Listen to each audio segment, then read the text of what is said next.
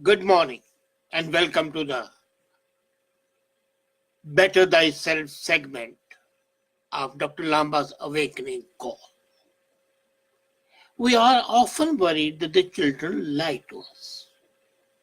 Should they lie? All scriptures, all holy books, all the guides say truth is eternal. Truth should be there. But then why are we worried when a preschool child or a school child comes to us and we know that he is lying? And the parents normally have a feeling that heavens have fallen. The child is lying. They forget that as a matter of fact, there's nothing to worry about.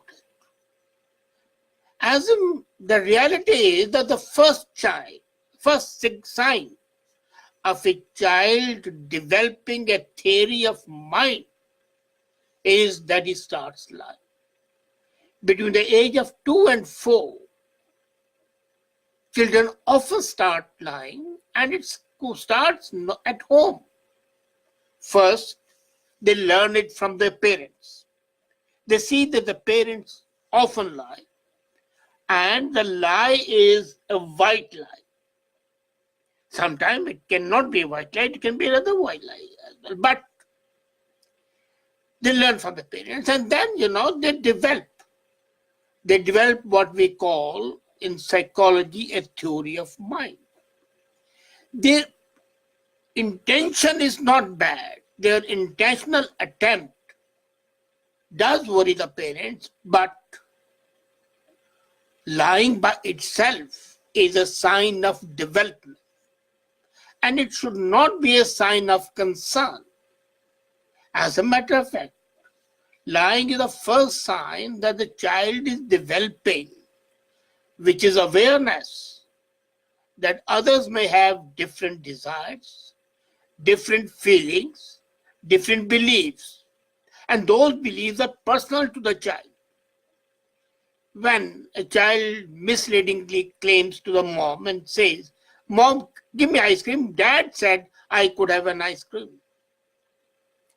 He is in fact using this awareness of the mind of the mom to plant false information, false knowledge with a view to get the ice cream.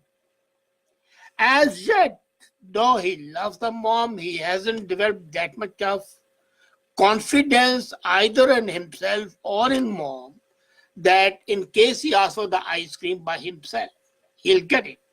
So he says, "Dad said I could have an ice cream," and that bolsters up the claim and the need of the child to have an ice cream. While the child this lying may not be socially desirable, the ability to know what others are thinking and feeling is an important social skill. He is getting aware of how others think, how others' mind work. And if you crush him at that time, you can be sure that you are crushing his ability to socially interact. If he can be successful in this attempt, he will develop a capability to delve into the minds of the other people. As a matter of fact, is related to cooperation, to empathy, and cares for the others when they are feeling upset. He doesn't want to upset the mother, and he wants ice cream. So the name of the dad comes as a handy excuse. But let's not also forget that the very concept of the lying changes with the age. Young children's lies are more humorous. They may not be effective, but they are funny. Imagine a child who claims that he has not eaten the cake, while his mouth is full of cake and his face is smeared with the cake. Or he has drawn something on the wall. He says, "I didn't do it." Who did it? Don't know, maybe dog did it. So this is full of humor, but the denial is in fact and excuse a safety valve event.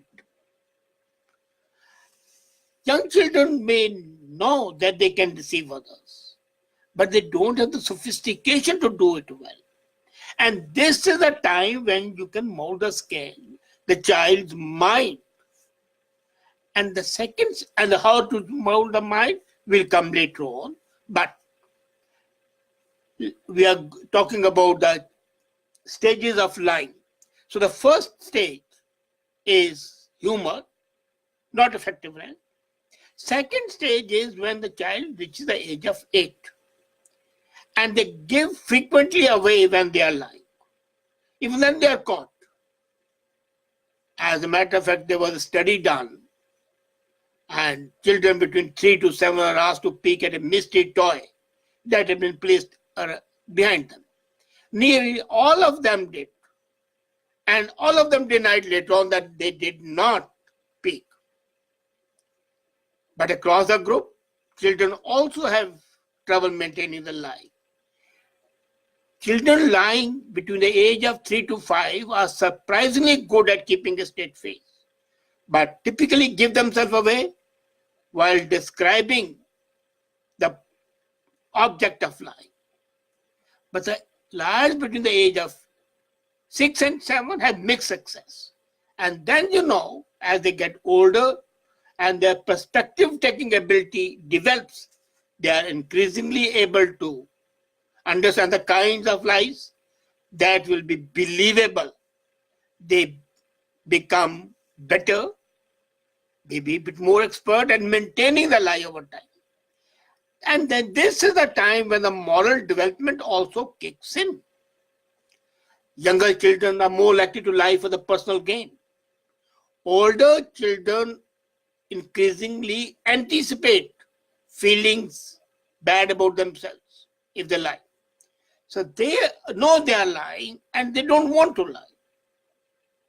So this is when the ethical values can be instilled in them. Older children and the teens are more likely to have a distinction between the white lie and inappropriate lie. White lies to them are appropriate because they are not harmful or antisocial lies. And there have been numerous studies done, and one study found that 82% of the teenagers lying to the parents about money, alcohol, drugs, friends, and dating or sex in the past. And this was the teenagers, as I said, and they lied to their parents, but they lied more about their friends, alcohol use, and they were least likely to lie about sex. That was the result of the study. They were exploring. And when, a child lies to the parents, he is in fact building a defensive cocoon. Nevertheless, there is no excuse that the child should not be taught to speak the truth. And those considerations which make the child lie should be addressed to properly. When a child lies, and he is palpably lying, instead of spanking him, instead of rebuking him, talk to him. And as a matter of fact, talk to him in an abstract manner without referring to the fact that he is lying. Why the word lie should be used at all when you are discussing the problem with a child? As a matter of fact, we parents gave, or the teachers gave, the word lie to them. We can say you are misinforming. Come on, you might have forgotten it. It's always better to eat a cake, but why not eat it together? We can share it. We can have ice cream together. Or this is not the time for ice cream. Maybe we can have later on. But lying per se, if it is considered to be abuse of the mind, is wrong. Lying is a matter of development of mind, as I said. Now, is it a cause of concern? It should not be. Lying among children should not be a cause of concern. It's important to remember that parents also lie, and they lie much more. Sometimes they lie for the good, as in the case of white lies, to protect somebody's feelings. Somebody is sick and you go and say, oh, you're looking fine. It's lie. But you do it. So there's nothing wrong. And if there's nothing wrong about you lying, why should you think that there's something definitely wrong when the child lies? In another study which was done, it was found that 40% of the adults lie in 24 years. They lie about one thing or the other. And as a matter of fact, people stop lying when they don't care. When they don't care for the social norms. And in some cases, chronic lie is a cause of concern if they occur with the other behavior that are not adaptive.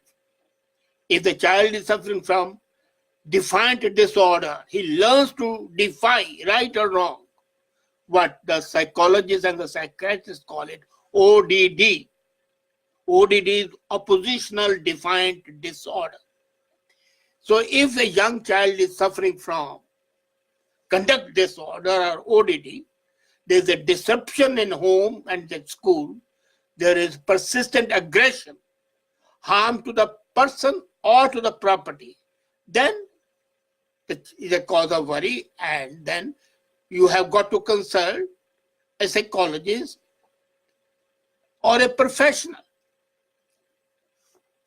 But refusal to comply with the authority figures, persistent violation of rules, failures to take responsibility for their action are something to be noticed. As a matter of fact, they are much more important than lying. Another cause of concern is if the lying is for the various health problems. The child has been sexually abused and is lying. That is what is harmful.